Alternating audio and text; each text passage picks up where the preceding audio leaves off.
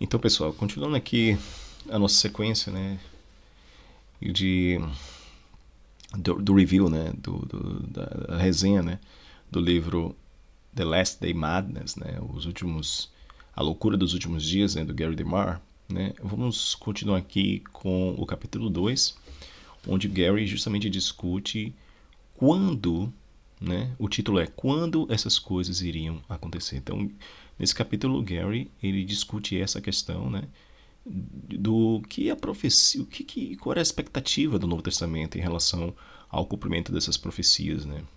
Principalmente a profecia de Mateus 24. Eu marquei aqui alguns pontos interessantes nesse capítulo, né? Como você pode ver, ele começa reforçando o que a gente tinha dito anteriormente, né? Por exemplo, ele fala aqui nessa primeira parte, né? Parece que todas as vezes que acontece uma guerra ou tem um terremoto, tal, que é recordado na escala Richter, ou né, alto, né, um terremoto bem alto na escala Richter, ou tem uma grande fome, tal, aí então as pessoas começam a achar que vai ter o fim do mundo, tal, né? Ele fala aqui, né? Aí ele aqui nesse ele fala que isso é uma coisa que acontece de maneira recorrente, como eu tinha falado anteriormente no outro vídeo, né? E isso é verdade, né? Ao longo desses 2000 anos isso aconteceu.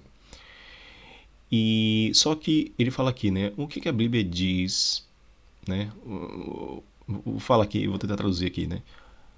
A Bíblia diz que nos últimos dias haveriam terremotos e faz referência a desastres naturais. Ele está citando aqui, na realidade, que um ministro, né, um pastor batista, falou em 1993.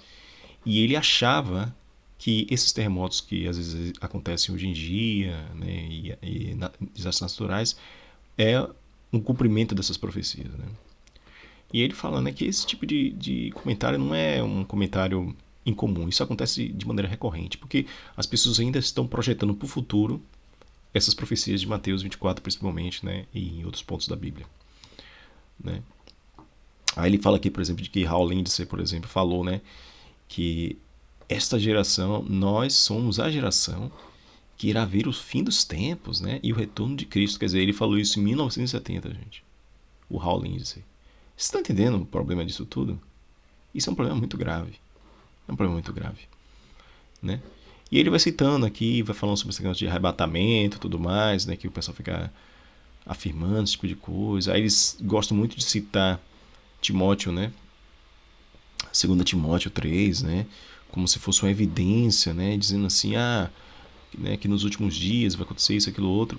Só que se você fizer uma leitura cuidadosa de Timóteo 3, né? Ele vai mostrar que Paulo estava descrevendo as condições nos dias do Timóteo, ou seja, era o que estava acontecendo na época do Timóteo. Não era algo projetado para o futuro, entendeu? Para 2000 anos no futuro. Paulo estava falando, ó, Timóteo, o que está acontecendo hoje em dia é tal coisa, né? E também, né, o escritor de Hebreus, né, caracteriza os últimos dias como os últimos dias do, da velha aliança. Percebeu aqui? Se você for ler o livro de Hebreus, vocês vão perceber que o autor de Hebreus, ele afirma que, na realidade, eram os últimos dias da velha aliança.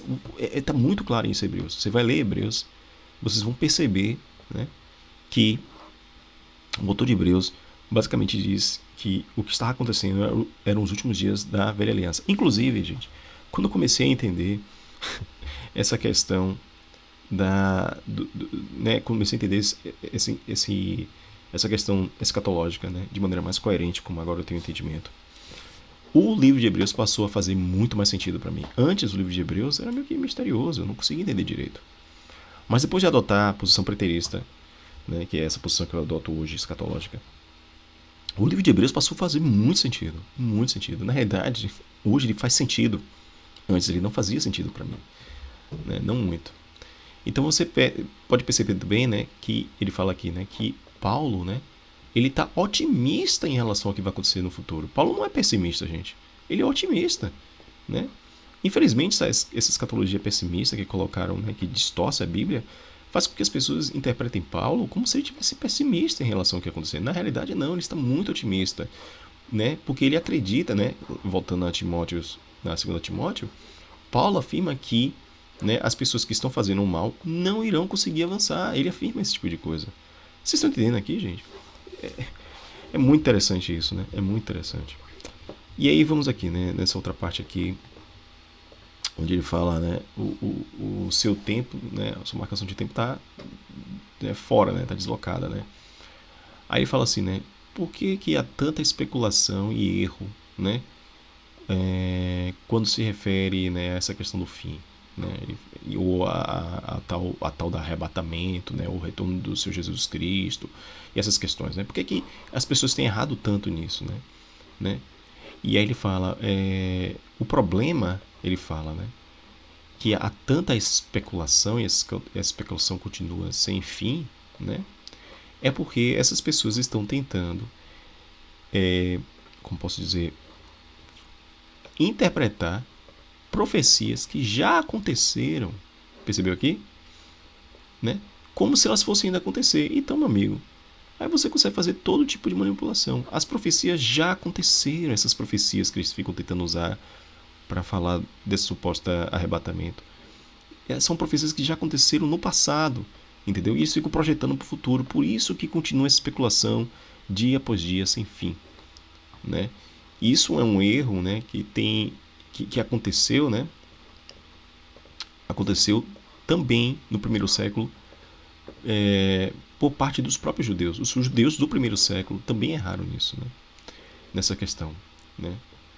Ah, os judeus não acreditaram na época que Jesus estava cumprindo as profecias, entendeu? Eles não acreditavam nisso. Tá entendendo o que eu tô falando aqui? Então, esse erro dos judeus, certo? Acontece até hoje. Os judeus até hoje ficam esperando o Messias, não é verdade? Enfim, né? Vamos aqui para outro ponto, né? Que ele fala dos últimos dias, né? Ah, aqui nessa parte, né? Vou ler aqui. One of the first things a Christian must learn in interpreting the Bible is to pay attention to the time texts. Então, esse ponto aqui é muito importante, gente. Esse capítulo é fantástico, por sinal, porque ele traz à tona esse ponto. Uma das coisas mais importantes que um cristão precisa aprender na interpretação bíblica é prestar atenção, certo? Nos textos que falam sobre o tempo quando essa profecia irá se cumprir, né? Então ele fala aqui, né, que no Novo Testamento tem várias afirmações que estava perto das coisas acontecerem, como aqui, por exemplo, falada por Pedro, né? Tudo está para acontecer, as coisas estão para acontecer já, né? Ou ele fala assim, ó, está muito próximo, tá vendo? Ah, Pedro, na realidade, ele fala aqui, né? Quando ele afirmou essas coisas, ele estava falando que a velha aliança, com todas as estruturas e tipos, estava pronta para desaparecer, tá vendo? Então a velha aliança, gente, acabou no primeiro século. E é disso que se trata o Novo Testamento, né? Em grande parte. Né? O livro de Hebreus, né, como a gente já falou um pouco aqui, ele abre com 2 versos que colocam o tempo do acontecimento desses eventos escatológicos, né, na perspectiva, né, do primeiro século, né, porque ele fala assim que Deus falou por muito tempo, né, para os pais através dos profetas, ou seja, os pais dos judeus. Né. Isso é uma coisa que vocês têm que ter em mente também. Que, gente, o Novo Testamento é uma escatologia de Israel. Está entendendo aqui? E vocês têm que ter isso em mente. É a escatologia de Israel. De Israel. Né? Mas enfim, voltando aqui ao ponto. Né? Aí ele continua, né? E vai citando aqui Hebreus, né? E ele afirma, o autor de Hebreu, que então, nestes últimos dias, ele tem falado para nós através do Filho. Então, o autor de Hebreus afirma que eles estavam nos últimos dias. Você percebeu aqui? Enfim, aí continuando aqui, né? Aí ele fala que através da nova aliança, Deus fez, né? Isso é afirmado pelo autor de Hebreus. Deus fez a velha aliança obsoleta. E ele afirma que tudo que se tornou obsoleto está perto de desaparecer, está pronto para desaparecer. Percebeu aqui? Isso é um ponto muito importante, gente. Você tem que entender isso. Nesse segundo capítulo, Gary, né, ele mostra que o que está acontecendo no Novo Testamento é o quê? É a pregação de que a velha aliança está perto, está prestes a acabar. no primeiro século, naquela geração, em tudo que eles estão passando, tudo que está acontecendo, toda aquela tribulação, é por causa do fim daquelas coisas, do fim da velha aliança, a destruição do templo, a destruição de Jerusalém, o fim da ordem levítica, tudo aquilo estava acontecendo, estava prestes a acontecer. Esse é o grande ponto, né? E aí, continuando aqui, né? Ele fala aqui, né? A prova de que os últimos dias tinham chegado, né? É que Deus tinha falado através do seu filho. Então, uma das coisas que ele pontua aqui é isso, é de que o autor diz que a prova de que os últimos dias tinham chegado, certo? É porque Deus tinha falado através do filho, entendeu? Ou seja, não eram mais os profetas, agora era o filho, o próprio filho que tinha vindo. Eram os últimos dias em definitivo, né? E não era uma coisa tipo que ia acontecer num futuro distante, não. Era algo que está acontecendo no primeiro século, né? E no ano 70 depois de Cristo, os últimos dias acabaram, finalizaram com a destruição do templo e de todo aquele sistema de sacrifícios. Tudo isso acabou no ano 70 depois de Cristo para nunca mais voltar. Gente, já tem 2000 anos que a velha aliança acabou. Parem e pensem sobre isso, gente. São 2000 anos que a velha aliança acabou. Já tem mais tempo de era cristã que toda a economia do Velho Testamento. Vocês já pararam para pensar sobre isso? Né? Uma coisa interessante que ele fala aqui, que ele pontua, né, o Gary, né, ele fala assim, né, o apóstolo Paulo, né, ele menciona que eles estavam num momento, o momento era um momento de como é que traduz? De stress, né, que é uma situação de dificuldade. Era um momento presente essa situação de dificuldade, de angústia, de perseguição, né, de dor, né? E, ou seja, o apóstolo Paulo afirma que aquilo estava acontecendo na época deles, inclusive fazendo referência às profecias ditas pelo Senhor Jesus Cristo, de que eles iriam passar por isso. Perceberam? Lá em Mateus 24, né? E ele fala, aí ele fala que não tem jeito de você, né, passar por cima desse tipo de afirmação no Novo Testamento, né? Existem muitos versos, gente, muitos versos que afirmam que as coisas estavam para acontecer no primeiro século. Tentar passar por cima disso e transportar isso para 2000 anos no futuro é distorcer as escrituras. E ele aqui vai citar uma lista enorme, por exemplo, de vários versos, de muitos e muitos versos, como vocês podem ver aqui, ó, tá vendo? Que afirmam que tudo estava para acontecer. Veja, por exemplo, ó, Mateus 10, né, capítulo 10, 22 a 23. Vocês podem verificar depois. Verdadeiramente eu digo a vocês que vocês não vão terminar de pregar o evangelho em todo Israel e toda a cidade de Israel até que o Filho do Homem venha. Vocês perceberam isso aqui? Isso será algo para acontecer no primeiro século. Outra coisa que ele falou, né? Ele falou assim, alguns que estão aqui vivos, né, não vão provar a morte até que o Filho do Homem venha no seu reino. Ele afirmou coisas do tipo. Percebeu aqui? Em Mateus 16, 27, 28. Vocês podem ver, ó, ele vai citando vários aqui, vários versículos em que o Senhor afirma, ou os apóstolos afirmam, tá vendo? Que isso tudo dá para acontecer, tá vendo?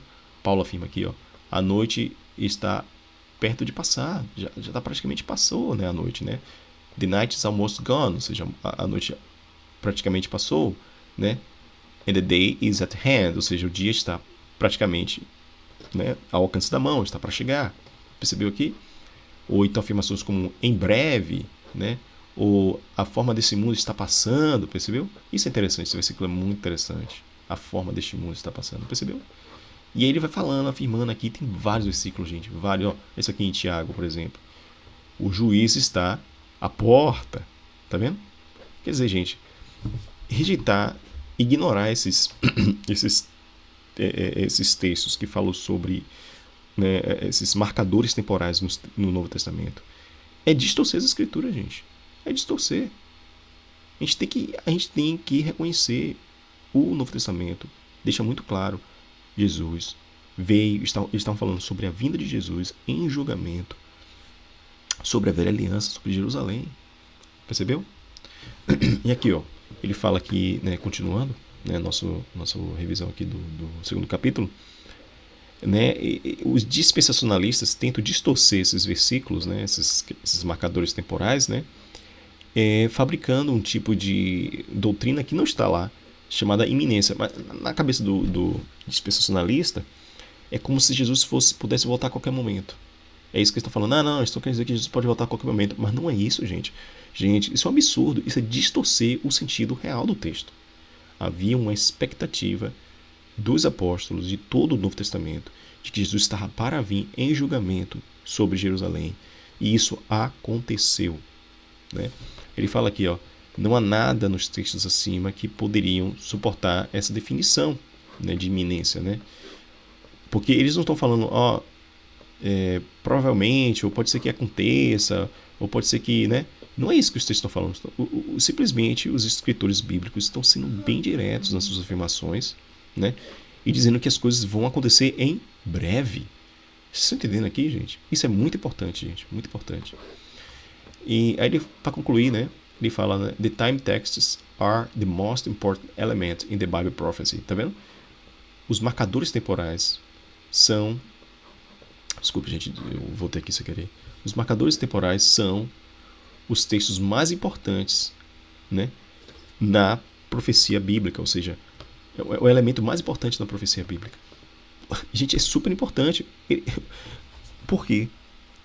Porque se eles forem ignorados ou manipulados de qualquer forma, então a palavra de Deus passa a perder o sentido. Entendeu? Se esses marcadores temporais podem ser interpretados de qualquer maneira, então não tem sentido. O texto se torna sem sentido. Ele não quer dizer nada. Você está entendendo aqui o que eu estou falando? Porque eu posso simplesmente dizer, não, vai acontecer daqui a 300 milhões de anos.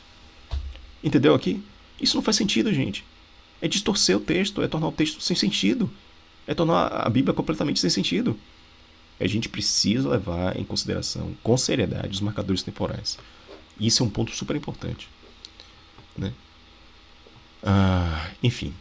Então, eu fiz essa revisão. Eu espero chegar no próximo vídeo. Vou tentar falar sobre o capítulo 3, né? Quando foi que Jesus veio na sua glória, né? Nesse capítulo 2, só para dar uma finalizada, a gente viu que a Bíblia, o Novo Testamento, fala sobre a vinda de Cristo, certo? Os apóstolos e as profecias são todas sobre a vinda de Cristo no primeiro século, em julgamento sobre Jerusalém, a velha aliança e a destruição da velha aliança, o fim da velha aliança e o estabelecimento por completo da nova aliança, né? Que foi manifestado, né, no Novo Testamento, no ano 70 depois de Cristo. Foi manifestado quem eram os verdadeiros filhos de Deus. Ou seja, aqueles que criam em Cristo. Quem era o verdadeiro Israel? Aqueles que criam em Cristo. Percebeu aqui? Então a velha aliança passou. Entendeu? E nós estamos agora na nova aliança. Então, ou seja, as coisas antigas da velha aliança não vão mais voltar a existir, não vão mais acontecer, não tem novo templo, não tem nada disso, gente. Certo? Nós somos o templo de Deus, a igreja é o templo de Deus. Então, aí a gente vai analisar o capítulo 3, né? Onde ele fala sobre quando foi que Jesus veio em glória, né? E vocês vão ver, gente, isso aqui é muito poderoso, gente. Vocês vão ver como isso reforça o caráter divino da Bíblia. A Bíblia é um livro divino, ou seja, inspirado por Deus. Vocês vão ver como, quando você interpreta a profecia bíblica corretamente, o caráter divino da Bíblia ressalta de maneira extraordinária. Até lá, amigos. Deus abençoe.